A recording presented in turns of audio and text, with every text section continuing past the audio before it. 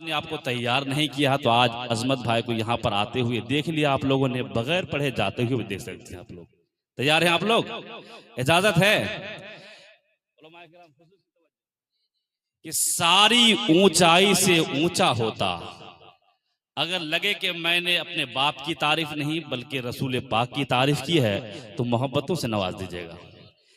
कि सारी ऊंचाई से ऊंचा होता गर हुजूर के पांव का जूता होता। अहले स्टेज खुसूसी तवज्जो कि बिल्कुल, और पीछे वाले आप लोग बिल्कुल ऐसे ही तैयार रहिएगा, इसलिए कि मेरा कोई भरोसा नहीं है कब मैं अच्छा शेर पढ़ दूं, है कि नहीं। हिफाजत करना आपके जिम्मे में है।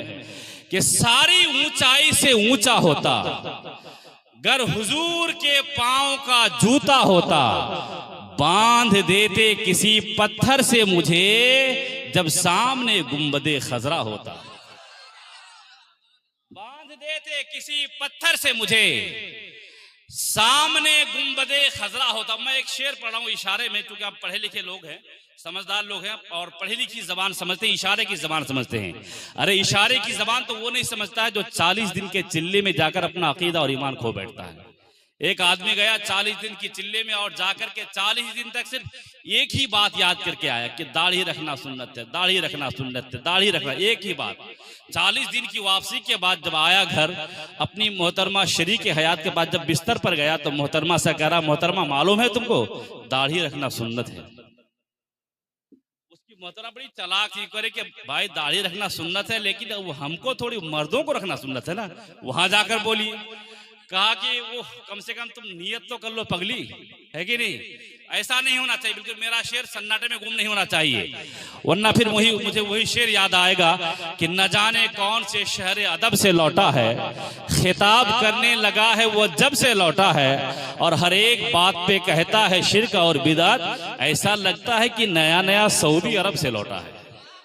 अगर आप लोग इस इंतजार में नहीं अपने हाथों को उठाकर कह दें या रसूल अल्लाह, कि सारी ऊंचाई से ऊंचा होता हुजूर के पांव का अगर जूता होता, बांध देते किसी पत्थर से मुझे जब सामने गुंबदे खजरा होता।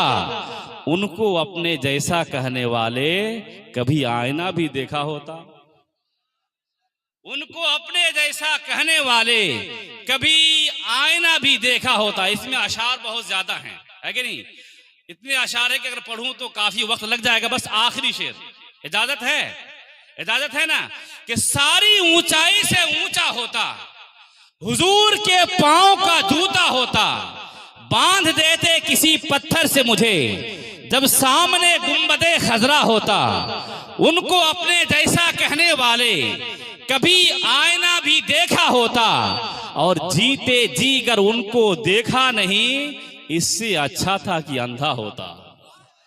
जीते जी कर उसे देखा नहीं, इससे अच्छा था कि अंधा होता। इतना कामयाब और मकबूल ये पाकीज़ा ग्राउंड और आप सबकी खूबसूरत अक्लो शूर, नज़र, दिल, जिस्म, ईमान, अकीदे की अंगड़ाई के मेहराब हरम के नीचे मुस्कुरा रहा है। दुआ करें कि ये मोहब्बत, ये अकीदत तकमील की सरहदों के हवाले हो जाए।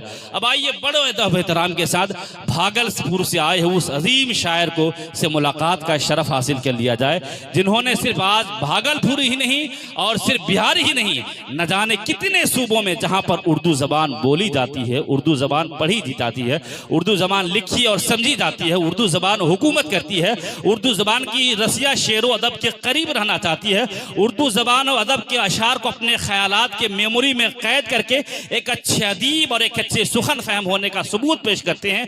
तो आप हज़रात भी जरूर उन मोहब्बत के पाकीज़ा इंतजार के लम्हात के कारपेट पर चमकते हुए चमक करके आप हजरत मोहतरम अजमत रजा भागलपुरी से मुलाकात जरूर करेंगे। आइए इसी उम्मीद के साथ अपने हाथों को उठाएं सब लोग, यहां से वहां तक सब लोग अपने दोनों